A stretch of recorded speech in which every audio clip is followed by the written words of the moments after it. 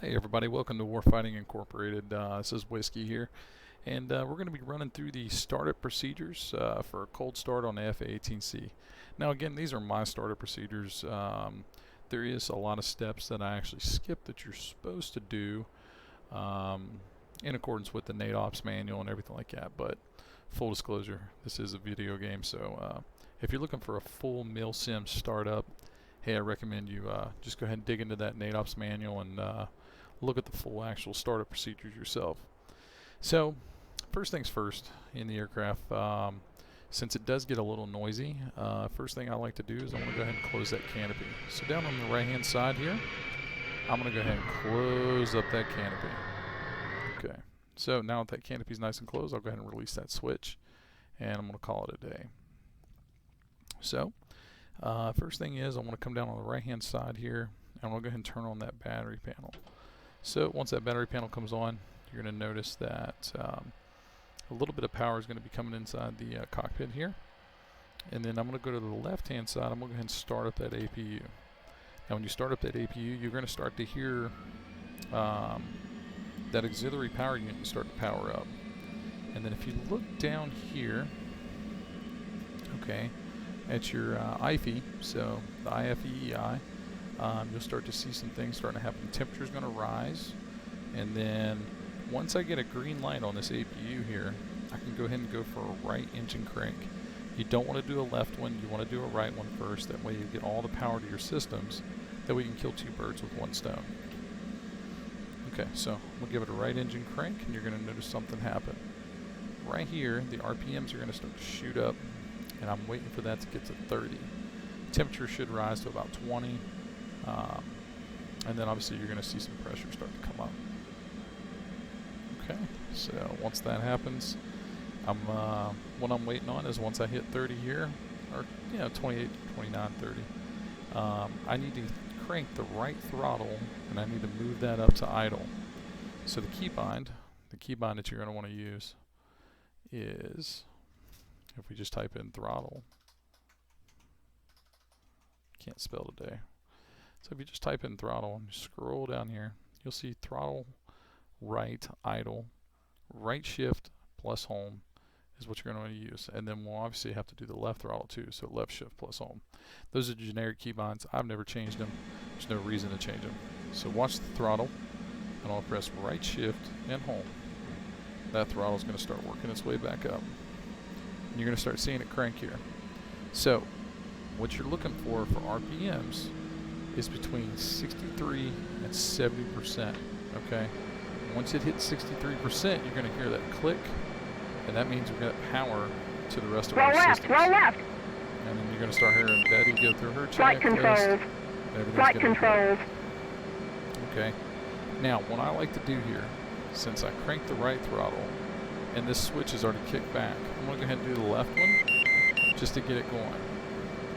Next, I want to turn on my left DDI. So the way to turn on my left DDI, just turn this switch all the way to day. I'm going to go to my right DDI, all the way to day. Okay, going nice and slow for everybody. I'm going to go to my main MFD right here, center MFD. I'm going to turn that knob all the way to bright. I'm going to go ahead and turn on my heads-up display, my HUD, turn that to bright. The one I'm really waiting on is this guy right here, because I need to come down the right hand side real quick, and this INS panel right here, I want to switch it to ground. CV stands for carrier, off, test, and then ground. That's where I want to be. So now that I have this on, and I got that INS to ground, I want to come over here and I want to press stored heading, STD heading. I click that. It's going to use a stored heading for my INS alignment. It's going to take less time for my aircraft to align. Okay? Now we're at this point. I'm going to turn off that master caution. We're good on this point. Now I like to work my way from the left-hand side of the aircraft all the way around to the right. And then that way we can go. Before I do that, I notice real quick, I have 30 RPMs here, 20 temperature, low pressure's at 30. And then from here, so what I want to go ahead and do is I want to crank that left engine. So the keybind again is left shift and home. So left shift and home. I'm going to go ahead and crank up that left engine to idle, and we're going to go ahead and get that one fired up. Now, what I want to do is I'm going to come down the left side. I'm going to work my way left to right. Pretty simple.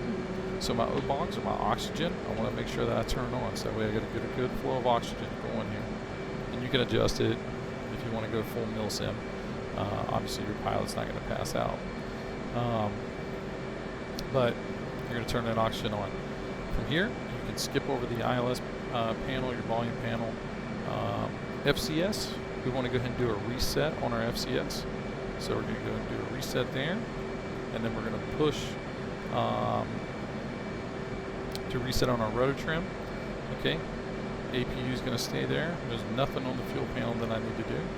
Now right over here you'll see position lights and formation lights.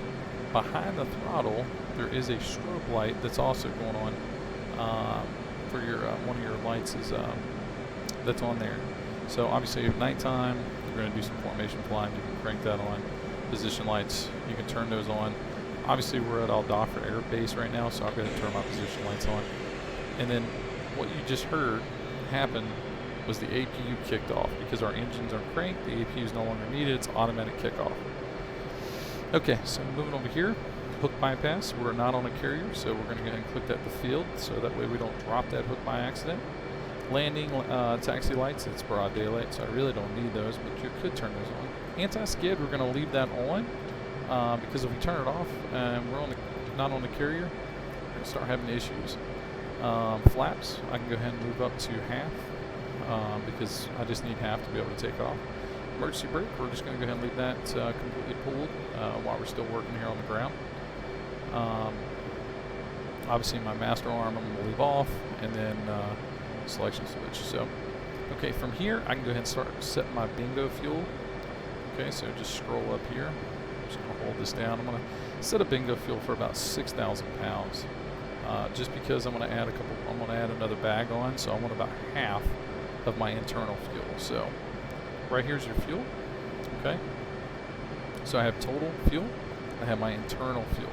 So right now I'm sitting at 10.75 pounds, or 10,750 pounds, and then 10.7 or 10.75 is what I'm sitting at. All right, obviously my engines are at 65% here on my RPMs, and then my temperature is at 330 right there, so which is pretty good. Okay, oil pressure is at 60, so that's good. Okay, so the left DDI. What I like to do with this left DDI is I will actually go ahead and move it over here. I will go to my ADI. So let me back up real quick. So we have a tactical page and a support page, as you can see in the bottom here. And all I'm doing is pressing that center button there. Now I actually have left MFDs, multifunction displays, actually in my sim pit that I use. That's why you don't see me using the mouse here. But anyways, so we'll go to the support page. I like to go to my ADI. Okay, I want to go ahead and change my ADI to my INS. Okay, because I want to make sure she's ready to go. And then from here, I will select my HUD. Okay, I want my HUD page up here is what I want to work with. Okay. Now, coming over to the UFC, obviously I want my comm stacks to be all the way up. And then from here, I will select my first comm stack right here. So 305, that's guard channel. And then the second comm stack, it's on 305. So I will rotate this to whatever ground control or air traffic controls on the deck here, which usually is, you know, it's like 253 or something like that. But either way, I would rotate it to whatever ground control is going to be. Which actually I have Al-Dhafra set up for 264, which is channel 2 on my comm stack 1, and then channel 1 I'll just go ahead and monitor guard channel. So my AIFF I want to go ahead and turn on, so I just press that button, and then I turned it on. Okay, just like that. We want to see XP, and then we'll see toggle number 4 alpha right there. Okay, TACAN, if there is a TACAN station, obviously we'll throw that in there. So the TACAN for here's 23 X-ray. Enter. She's good. Okay. ICLS. We'll go ahead and turn this on as well. whatever the channel is. For instance, channel 16 is actually ICLS here. And then data link, we'll go ahead and turn that on, 336.00, which is perfect. And then the beacon, we'll go ahead and turn that on as well. And we'll just leave it in standby for now. Okay, my HUD's all good to go. If I want to adjust the brightness, just go down to this button right here. I can change the brightness on the HUD. I can almost make it invisible. But I'll leave it all the way up so that way you can see it very well. Okay, moving on. We're going to go ahead and uncage this guy right here. Okay, very important that we do that because I mean obviously we don't want to leave something caged. We don't have to. It's very, very important that we go ahead and cage the SAI. So moving on here, let's see. Okay, so right DDI. One thing I want to do is I want to go ahead and turn on my HMD. So you're going to actually see your heads-up display come up. And you can adjust the brightness by holding that knob. You'll see it disappear, come back up. Just like so. Okay? So I want to go ahead and turn on my HMD for my helmet mounted display. And then from over here, I like to do a HMD alignment. So the way to do that is I will go to displays, and obviously we see a lot of these are not ready right now. And what I want to go ahead and do is I want to go to my displays, okay? And I will go to this HMD slot right here, okay? And we'll go to HMD, you're going to see a test run. So this is the built-in test for the HMD. It's just going to run through its test real quick. And you'll see multiple displays again and again. And up here on the right-hand side, so as you're looking at it, you'll see the stop button. So if you look down here on the display, without covering it up too much, HMD in test. I can stop it at any time. Stop. Or if I just need another bit test going here, I'll just go back to this bit test, displays, HMD, I can test it again. And it's in test. If you stop it too early, it still worked. But sometimes if you stop it too early, you'll start having issues. But the pre-bit is a go, so we're all good there. So what I want to do is I want to go ahead and align that HMD. So this is going to require you to have a couple buttons that are binded, and we'll talk about key bindings later on. But your cage and uncage button is going to have to be binded for you to be able to do this. Okay, so I'm going to go to my HMD. So let me show you how to get there one more time, just in case you're on the support page. If you're on the TAC page, doesn't matter where you are. Go to the support page. On the left-hand side, you'll see HMD. Just click on it.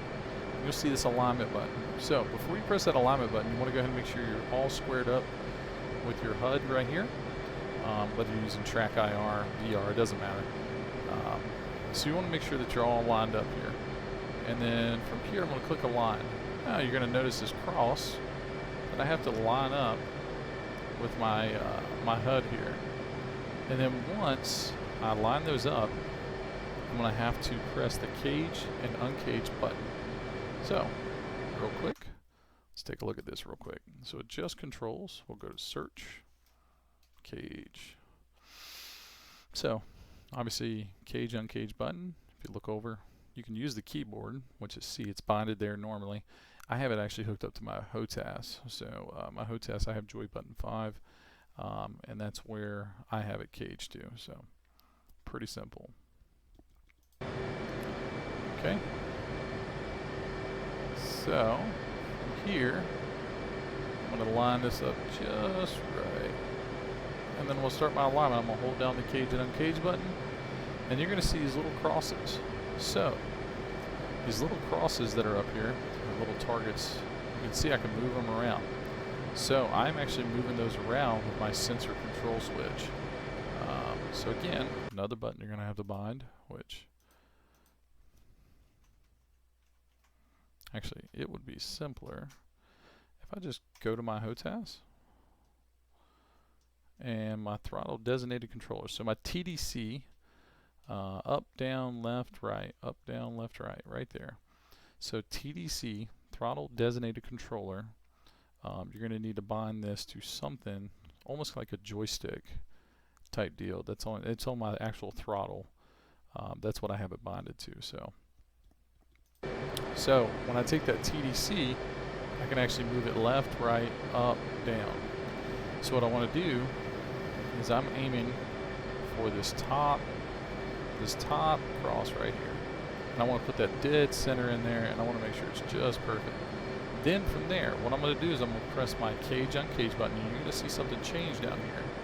I'm going to be affecting the draw. So notice when I use my TDC now, so my throttle designated controller, it's going to change that pitch, that angle there.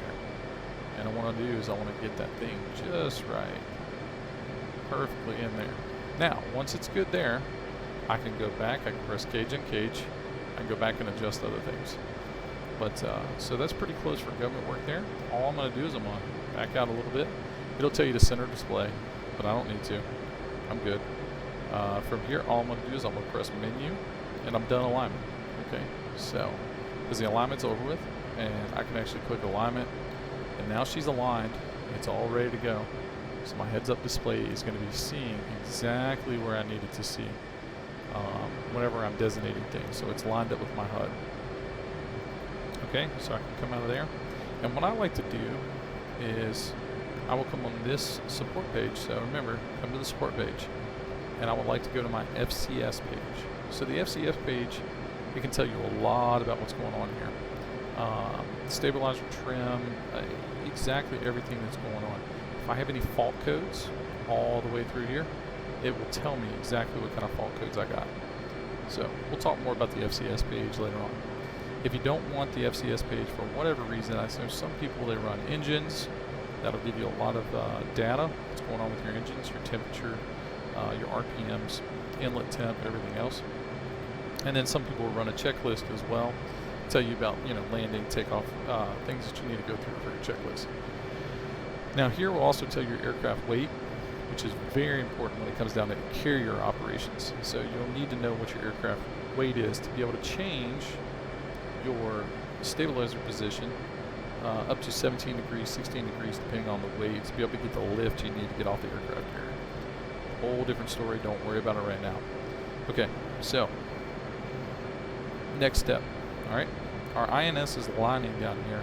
As you can see, right down here, all right, quality's there, time is there, and it says okay. That means our INS, our position and our INS internal navigation system is actually aligned.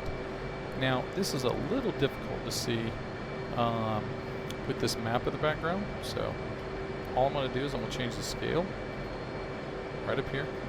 Notice I zoom in. Now, once I get to 5 miles on my scale, it goes away, which is fine, 160, 80. So Persian Gulf, the Persian Gulf map, you know, it doesn't have a map that's scaled out any larger than that, which kind of sucks. But, you know, if you don't want to look at that, a lot of times I'll go down here to the menu. I'll just click that. Oh, wow. Looks like we have the same thing. I like to put my SA page down here. And what I like to do when I do my SA page, obviously, the Persian Gulf, it does have the map for the SA page, but I like to keep it out to 40 miles, and I'll take the map off every now and then. So we'll just leave that alone. Okay, so right DDI, like I said, I'm going to go ahead and put my FCS page right up here, and I'm just going to leave it alone.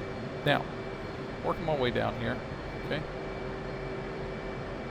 you will notice this altimeter needs to be set. So what I like to do is I like to put this radar altimeter up here to set that for 8. Go ahead and push reset, and she's good to go. Also, our altimeter right down here, we need to set this. That's one thing that a lot of people forget. So if you actually go to your menu in your briefing, you're going to notice that there is the QNH, so the actual altimeter setting for here is 29.92. So if you actually look at that, now you have to scroll around depending on what server you're in or whatever you're doing. 29.92, that's our altimeter setting. So we actually need to go down here to the aircraft and actually go down here and actually set this. And the way you set that is you actually just use the scroll wheel to 902. Okay. Here's another key point is that setting is right up here in your heads-up display. So if you're having a hard time seeing it down here, just move your mouse down, scroll on there. Oh wow, look at your heads-up display up here. You can actually see it There she is. She's set at 29.92, so she's ready to go. Notice our altitude changed to 50 feet right here, but we'll talk more about that later. Okay, some of the things we need to get through here. All right, we're going to go ahead and arm our ejection seat.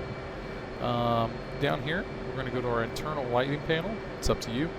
Obviously, if this is nighttime, you're going to have to change this. You're going to have to do this panel first before you do anything else. Otherwise, you're going to be fumbling around in the dark with your flashlight there for a little bit. So, console lights, I like to put them on bright no matter what time of day it is, because you never know when you're going to hit a shadow. Instrument panel, I like to have them on bright. Warning caution, I like to have them on bright, because when you do a test, you're going to want to be able to see those indicators. Okay, so, and then there's your test button. Obviously, I just went through that. Chart lights, we don't need these on. Floodlights, we don't need these on. It's still daylight out here, so. And even at nighttime, you'll find out that you really are not going to use those. Okay, sensor page, very important. Okay, radar, we're going to go ahead and start and put that on operate. FLIR, so our FLIR, we'll talk about that. If I do have one on the aircraft, whether it's a lightning pod, whatnot, I will go ahead and put that in standby. Our lasers we're going to leave off. And then over here is the most important part. Our INS, okay, we can switch it to navigation. Since our INS is aligned, remember I talked about it down here. If our INS is aligned, we can switch this to nav, that's fine. Or we can go ahead and go to IFA. Okay, so I'll talk about this in another tutorial, but the IFA, that's usually what you're going to end up going with. Okay, and then obviously nothing else over here is going to matter for your startup procedures. Okay, so now the aircraft is started up. The last thing I would do, if I was trying to do this for real, at this point in time, that's when I would actually shut my canopy. But obviously I shut my canopy from the beginning just so I can talk to you guys, and that way there isn't a lot of ambient noise, because I don't feel like changing my settings to fly realistic just for a tutorial for startup procedures. So at this point in time, I mean, technically you are good to go. All you got to do is just hit that parking brake, make sure that nose wheel steering is engaged, and your aircraft can actually pull out. So it's that simple. So your aircraft is fully powered up, it's ready to go. There's still some things that we need to do prior to taking off, but I mean, for the most part though, the aircraft is started and she's ready to party. So, all right, everybody. Well, hey, I appreciate you watching this. Please give it a like and subscribe if you enjoyed this video, or if it helped you out. And hopefully we'll see you out there in the servers, and hopefully we do a couple strikes and be able to get some of those splashes we all love. So, all right, hey, this is Whiskey. You guys have a fantastic afternoon. I'm going to take off here and see what I can do out here in the Persian Gulf, supporting the global war on terrorism. So, all right, fellas, hey, have a great day, and we'll see you next time. Smoke. Gun runs north and south, west of the smoke, west of the smoke. Okay, copy, west of the smoke. I'm looking at danger close now. Roger, keep your fires west of the smoke. Commander's initials, Bravo Golf. Keep the fucking